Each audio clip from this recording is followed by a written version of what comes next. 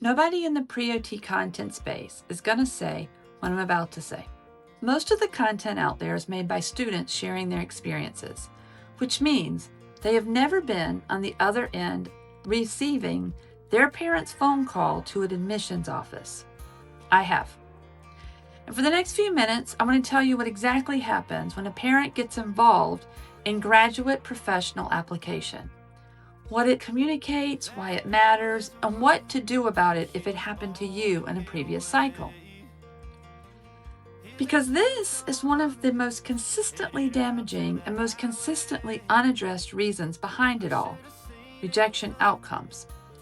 And it's completely fixable the moment you understand what it can communicate. We love our parents. We want them to support us. But not in this situation. Parent involvement in college admissions is common, expected, and largely normalized. Parents attend college fairs, parents visit campuses, parents help with application essays, parents call admissions offices with questions. None of that's unusual in undergraduate admissions. Graduate professional admissions is a different context. You are not applying for an educational experience. You are applying for entry into a licensed healthcare profession. The profession you are applying is evaluating whether you're ready to be a doctorate-level professional, someone who will make independent clinical decisions about patient care, someone who will navigate complex ethical situations without a parent to call, someone who will receive difficult feedback from supervisors and respond to it professionally without someone managing their reaction, someone who will be accountable for the autonomous healthcare professional from the very first day of clinical practice. That is the professional application process designed for. And the applicant whose parent is managing admissions process is not demonstrating readiness for that level of professionalism.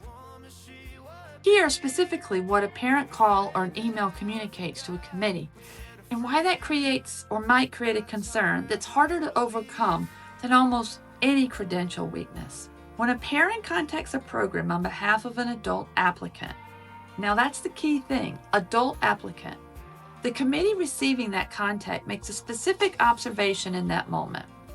This applicant's professional process is being managed by someone else. That observation raises a question that the application itself cannot fully answer.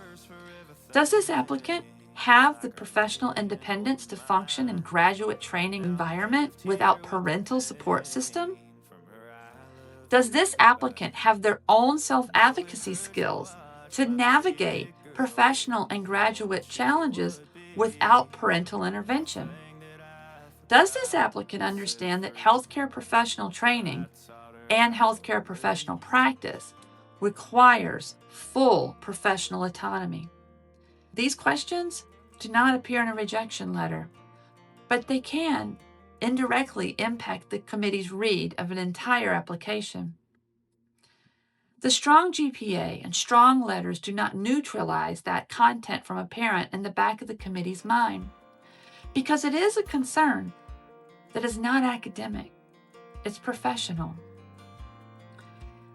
And here's the part that makes it even more important to understand right now, because this pattern is becoming more common with the specific applicants. And here's the part that makes this even more important to understand, because this problem is a little more common in a specific population of applicants for a very specific reason. Parent involvement in graduate professional applications tends to be more common in our younger applicants. Specifically, the applicants who completed significant number of AP or dual enrollment credits and arrived at the OT application process before turning 20. Not because those applicants are less intelligent or less motivated, but because the compressed academic timeline that doing those courses sometimes compresses the development of professional graduate independence alongside it. A student that has been in the K-12 system where parent involvement is normalized and supported, and who moves directly into a professional process under 20 years old without intervening years of independent college experience, sometimes has not yet developed self-sufficiency that graduate training assumes. The parent involvement is not intentional sabotage. It's a developmental pattern, and the committee receiving the parent email does not know this context. They see a professional independence concern, and that concern follows the application. So here's what to do if parent involvement may have happened in your previous cycle, because it's fixable, but it requires a specific and deliberate change that needs to start right away. For the applicant, every piece of your application process from this moment forward is just you. Your questions, your communications, your process. Not because your parent doesn't care about you, because you need to show professional independence in the application process and that you're doing it as part of the application. If you have a question, you call, you email, you ask. If you have a concern about the process, research it. Ask an advisor, ask admissions. Every content within the program, every admissions office, every committee comes from you. That change needs to be complete before you ever submit the application. For the parent, your involvement, however well-intended, and I know I'm a parent, but it's hurting the person that you love. The most powerful thing that you can do for an applicant working toward a healthcare profession is to let them own this completely. Their questions, their communications, their process, their professional debut. The applicant who navigates graduate professional admissions independently demonstrates exactly the professional maturity that OT programs are looking for. That demonstration is only available if you step back and let them do it. Sure, let them practice with you, guide them through it, but support them being independent. Here's what that actually looks like in a reapplication when it's done correctly. Because addressing this in your personal statement directly is one of the most powerful moves available to a reapplicant who has genuinely made this change. If parent involvement was a factor in your previous cycle and you've genuinely addressed it, your personal statement can reference this directly, not as a confession, as a demonstration of professional growth. One example. In my previous application, I was still learning what professional independence looked like in graduate admissions.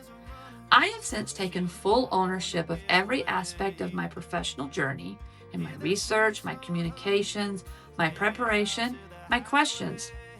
That ownership not only changed my application, but my understanding of what it means to function as an autonomous healthcare professional.